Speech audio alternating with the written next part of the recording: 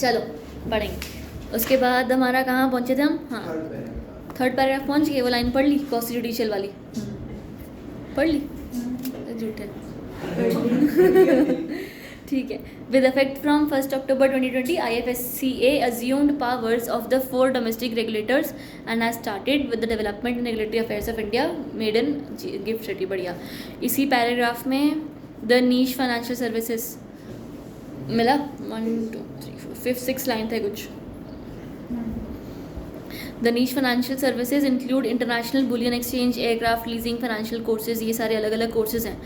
And thirdly, authority has been proactively working with multiple stakeholders to facilitate ease of doing business for global and domestic financial services industry operating from GIFT IFSC।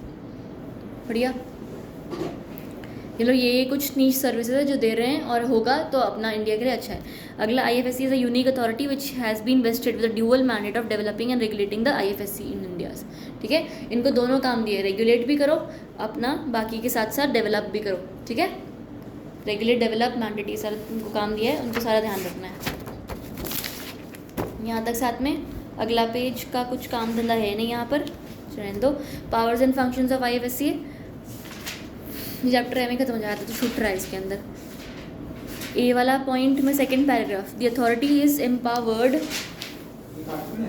हाँ कुछ नहीं बढ़ना उसमें।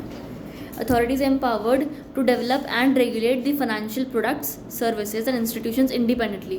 Further, the authority can take all development steps such as authorizing services, providing who aid in assisting the financial services which are an important pillar in providing support services, entities, functions, सब कुछ। तो आपका ना इस chapter में एक फ़ायदा है कि आपको अलग अलग अथॉरिटीज़ नहीं याद करनी, एक ही अथॉरिटी है और उसी की बढ़ाई कर दो। कोई भी बंदा कुछ भी बोले, कौन कर रहा है? IFSC है। सारा काम उनको ही करना है, सारा इकोसिस्टम, सारा IFSC का इकोसिस्टम। देखो, supporting ecosystem around the entities for IFSC। Companies कौन सी आनी है, सर्विस कौन सी प्रोवाइड करने से लेकर आजू बाजू का एरिया, सारा कुछ का। It is noted that the legislature has envisaged that the authority might regulate diverse financial products, services and institutions in IFSC and at times need the regulatory flexibility. Thus, by virtue of Section 12, it has enabled the authority to adopt any measures as it deems fit। ठीक है, आपको regulate करना है, mandate करना है, सब कुछ करना है ना, तो उन्होंने बोला जो मर्जी आपका आता है दिमाग में, क्या क्या क्या क्या काम कर सकते हो, फ्लेक्सिबल और रेगुलेटरी प्रोविजंस को मिला के तो आप कर लो। It has enabled the authority to adopt any measures as it deems fit। ठीक है, अगला आओ तुम्हारा नेक्स्ट वाला पॉइंट, इसमें कुछ और काम का नहीं है।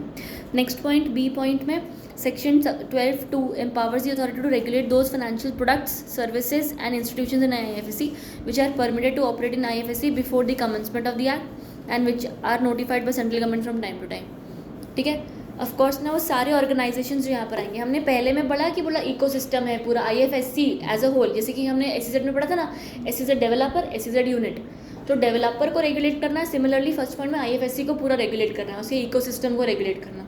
उसके बाद हमने बी में बोला आप उन कंपनीज़ को भी रेगुलेट करते हो जो IFSC में आती है, या तो बाय वर्च्यू ऑफ एक्ट या तो by virtue of central government की पावर्स या अथॉरिटी अलाउड जो कर दिया उन्होंने। ठीक है, इसी में ही तुम्हारा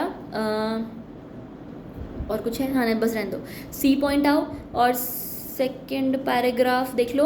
हाँ, IFSCA had suggested central government to notify multiple financial products and services such as aircraft leasing, ship leasing, global in-house, ये सब अलग अलग तरीके के गुड्स हैं which are broadened in business scope in IFSC and also number of entities registered in IFSC। IFSC का खुद का कुछ अंडरस्टैंड, बहुत ऐसे ना ऐसे अलग ही सब अलग ही दुनिया की बात कर रहे हैं। यहाँ पर हम बस बोल रहे हैं कि भाई तुम्हारा सब कुछ हो जाएगा, साथ ही साथ हम नीश एरिया से एकदम खतरनाक कुछ डेवलप्ड सिटी के बारे में बात कर रहे हैं। फोर्थ वाला लाइन तुम्हारा, फोर्थ वाला पैराग्राफ तुम्हारा नहीं, फोर्थ पैराग्राफ नहीं, थर्ड पैराग्राफ काम का है।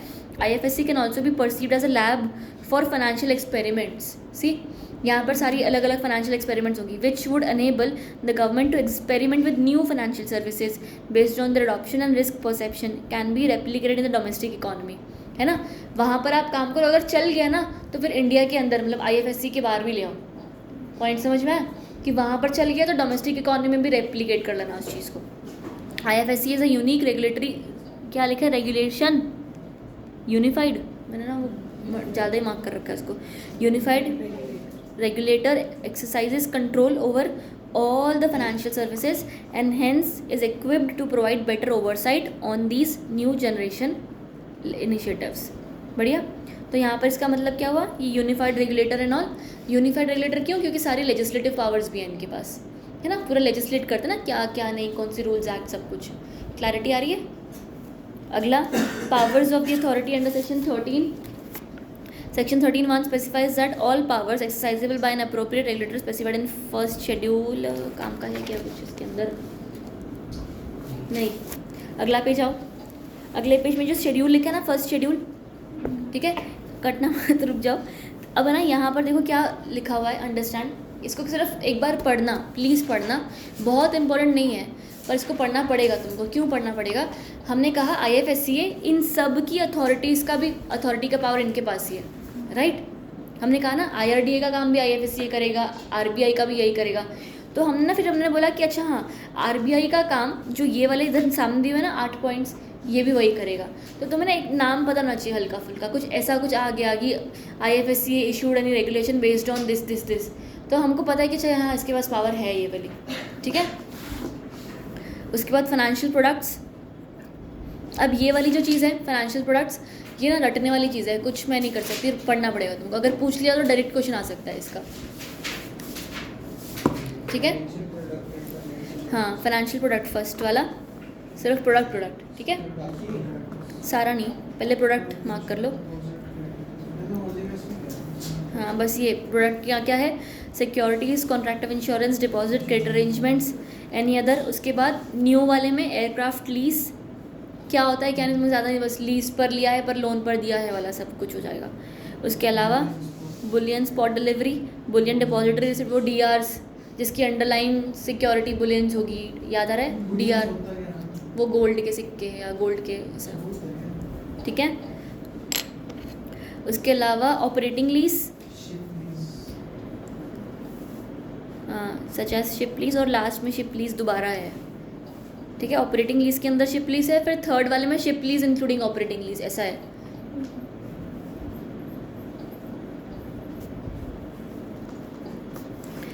Ship lease including operating lease में लिखो कि शिप्स बिफोर ट्रांजिट जो भी होता है ना, निकलती हैं, ठीक है, they have to be compulsorily insured. तो ये सर्विस प्रोवाइड करते हैं लोग शिप को, जब क्योंकि कंपल्सरी इंश्योर करना है ना, इंश्योरेंस की सर्विसेज प्रोवाइड करते हैं। ऐसा लीविंग द टेरिटरी, ऐसा क्या बोलते हैं, बिफोर ट्रांजिट, हाँ जी।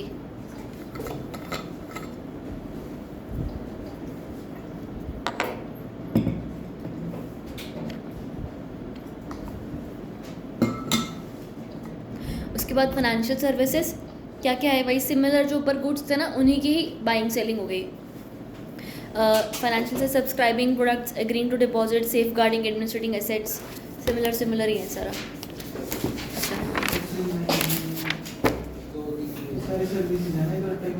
हाँ, बाकी जो अगले है ना 2-4 तुमको पढ़ लो सर्विसेज के अंदर, 2-4 बाकी का रीड मार्क कर लो और जाने दो। और नीचे आ जाओ ग्लोबल वाली पर, सॉरी ग्लोबल यानी कि न्यू फाइनेंशियल सर्विसेज पर, global in house centres GIC।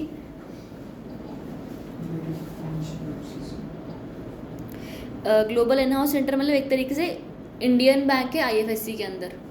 देखो, as financial services to provide service financial products, financial services, ये सब। उसके अलावा ट्रेडिंग इन बुलियन और डिपॉजिटरी रिसिप्ट, राइट। वो जो बुलियन और डिपॉजिटरी रिसिप्ट है ना, उस पर ट्रेड करना तो सर्विस हो जाएगा। कोई फाइनेंसिंग दे रहे हैं, यानी कि बुलियन के अगेंस्ट आपको लोन मिल रहा है, या तो कोई कोर्स ऑफर कर रहे हैं वहाँ वाले। 2 फॉरेन यूनिवर्सिटीज़ नेमली ये और ये are giving in principle registration by the IFSCA। तो IFSCA में यूनिवर्सिटीज़ भी आ सकती हैं, ठीक है।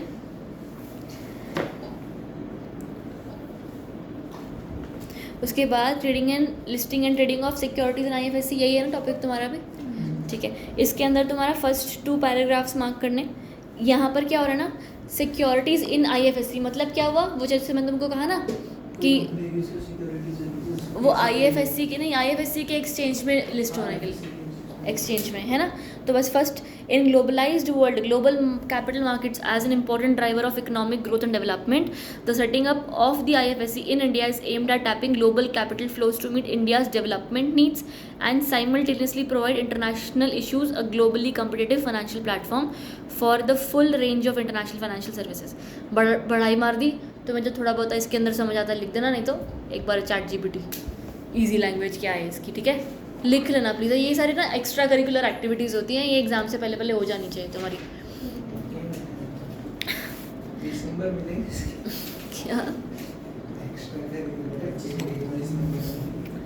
ओ CS वालों से पूछो, मैं दे दूँगी। Section 23 subsection 3 of the Companies Act has been notified on September this, enabling listing of, देख लो please, listing of equity shares of public Indian companies in permissible foreign jurisdictions, including IFSC. Previously, the listing of equity in IFSC by companies incorporated in India and foreign jurisdictions regulated by combination of SEBI और IFSC guidelines 2015.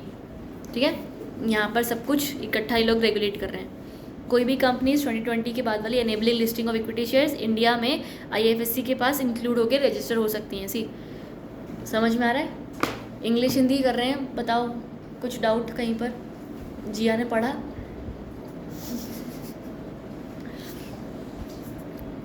अच्छा ठीक है, ये paragraph और जो third paragraph है ना उसकी fourth line, in order to से लेकर लास्ट तक, in order to provide an ecosystem for fintech companies, इसको पढ़ लो प्लीज़, ये काम का पैराग्राफ है। ठीक है, in order to ecosystem for fintech companies IFSC enabled the listing of startup in IFSC। ठीक है, यहाँ तक समझ में आ रहा है? हम IFSC के एक्सचेंज में रजिस्टर होने की बात कर रहे हैं। कैसे होते हैं जान लो, NSE अपनी सब्सिडरी वहाँ बना रही है, कैसे बना रही है बस। ठीक है, हम यहाँ पर अब बात क्या करें कि आप इंडिया में किसी स्टार्टअप हो और स्टार्टअप IFSC के एक्सचेंज में लिस्ट हो रहे हो। ठीक है, तो in order to provide an ecosystem for fintech companies IFSC enabled the listing of startups in IFSC. Further, considering the recent innovative methods of raising capital are being used by companies in such jurisdictions such as the Special Purpose Acquisition Company SPAC, ये mark करना, ये इसके बारे में कुछ short note आ जाएगा, SPAC SPAC ऐसा नाम से, ऐਵੇਂ ज़बरदस्ती कंफ्यूज हो जाओगे वहाँ पर। ठीक है, तो SPAC क्या है? IFSC enabled the listing of SPAC on the recognized stock exchange in order to facilitate sponsors raise capital to undertake an acquisition of a company or an asset. यहाँ पर क्या हुआ, आप कुछ समझ आया? IFSC के पास आप स्टार्टअप्स रजिस्टर हो सकते हैं एक्सचेंजेस में, उसके अलावा स्पेशल पर्पस एक्विजिशन कंपनीज, हम SPV कहते हैं, स्पेशल पर्पस एंटिटीज़ कहते हैं। ये SPAC क्या है ना, इनका काम ही है शेयर्स खरीदना। ठीक है, तो स्पेशल पर्पस एक्विजिशन कंपनीज के अंदर इन्होंने बोला सच एज दिस, अगर आपको मान लो IFSC की कोई कंपनी है, उसको कैपिटल रेज करना है, कोई बंदा उसके शेयर्स खरीदेगा, राइट? अब कौन खरीदेगा नहीं पता, तो SPAC खरीदेगा, क्योंकि उसका काम ही है एक्विजिशन करना। एक्विजिशन करेंगे तो पैसे देंगे ना ये लोग, तो बोला SPAC जो है in IFSC enabled the listing of SPAC on the recognized stock exchange in order to facilitate sponsors raise capital to undertake an acquisition of company or assets. ठीक है, तो जो कंपनीज इनके साथ जुड़ेंगे, अंडरस्टैंड प्लीज़, बहुत आसान है ये, कुछ नहीं हो रहा है इसके अंदर। अगर आप एक SPAC हो तो आप किसी कंपनी के शेयर्स खरीदोगे, पर उसके लिए आपको भी तो पैसा चाहिए ना, तो इसलिए बोला SPAC को भी रजिस्टर करते हैं पहले, ताकि लोग इसमें पैसा डालें, फिर वो आगे पैसा डालें। हाँ ठीक है, यहाँ तक। अब अगला listing of securities, read mark करके छोड़।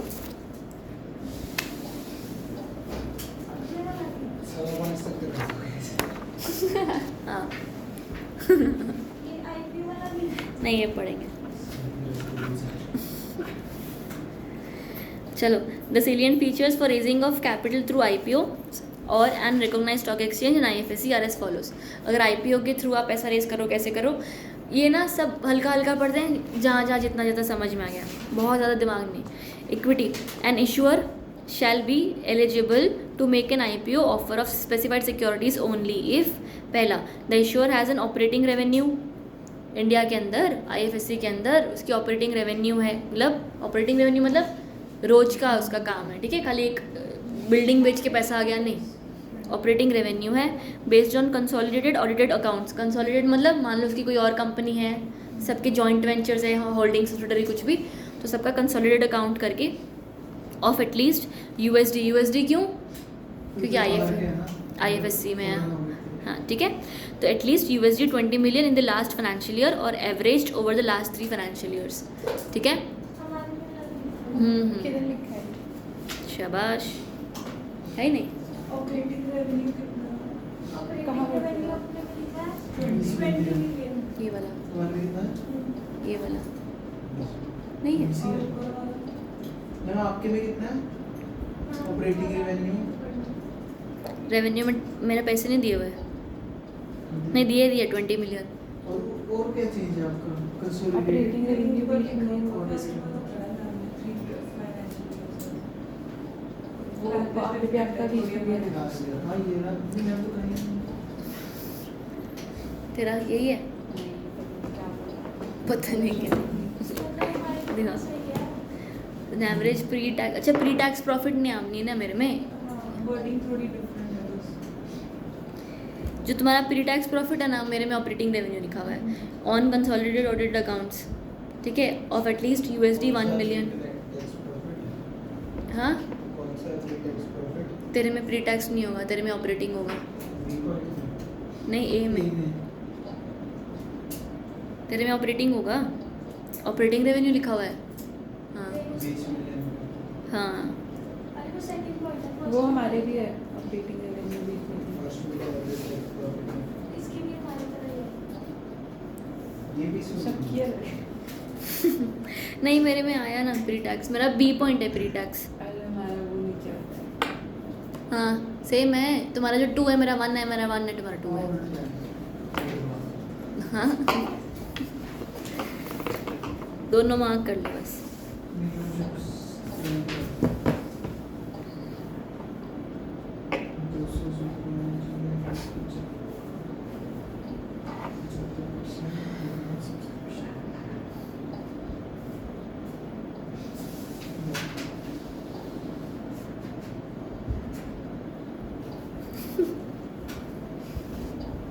सी पॉइंट क्या है तुम्हारा?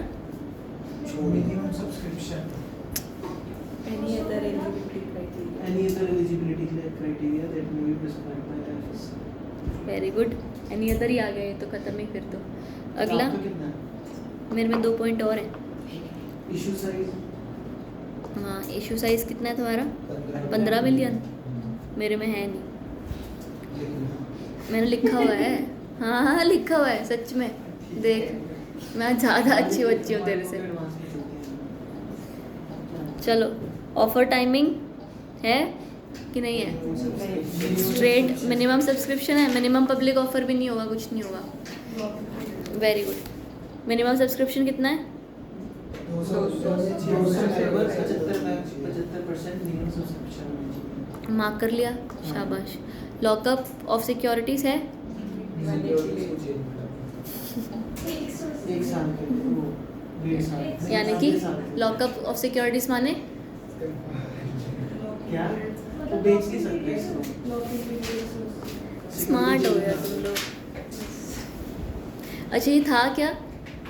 ये हमारे काम है जब हम कोई एफएससी को अपना आईपीओ लेके आते हैं तो कैसे रैंक देंगे, उसके लिए प्रिस्क्राइब्ड कंडीशंस, एलिजिबिलिटी क्राइटेरिया बस करते कि आप क्यों बाकी नहीं है कुछ? ये पढ़ लो यार, ये काम का है। स्टार्टअप में मतलब स्टार्टअप और एमएसएमई की वाली हाँ तो इसमें तुम्हारा वो SPAC वाला नहीं है? है लिस्टिंग ऑफ एसपीएस अच्छा तो सेलिंग फीचर्स भी है उसके लिस्टिंग। हाँ ये काम के हैं। अच्छा ये स्टार्टअप के लिए हाँ ये रट्टा मारना है, सच में रट्टा मारना है इस चैप्टर में। स्टार्टअप के लिए हम वो होने के लिए क्या बोलते हैं लिस्टिंग होने के लिए तो हाँ, ये 10 साल रहने चाहिए, उनका टर्नओवर शुड नॉट एक्सीड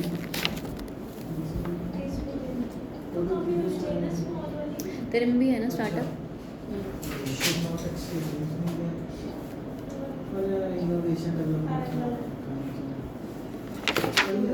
हाँ बस बाकी टिक्के टुक्के मार के इसको याद रट्टा मारना पड़ेगा। वो जो तुम्हारा एक वो मैंने एक जगह पहले भी बोला था ना कि वो इंस्ट्रूमेंट्स प्रोडक्ट्स क्या क्या हैं, वो रटने ही पड़ेंगे, ऑप्शन कुछ नहीं है। एक ये वाला रटना पड़ेगा और थोड़ा बहुत IFSCA का जो स्टार्टिंग का नहीं है, जहाँ पर ऐसे इसके फंक्शंस पावर्स और ऐसे सब बेनिफिट थोड़ी बढ़ाई करनी पड़ेगी उसकी, ठीक है। फंक्शन पावर ये सब लिखना थोड़ा। एक शॉर्ट नोट IFSC का और एक शॉर्ट नोट IFSCA का, दोनों का शॉर्ट नोट। बस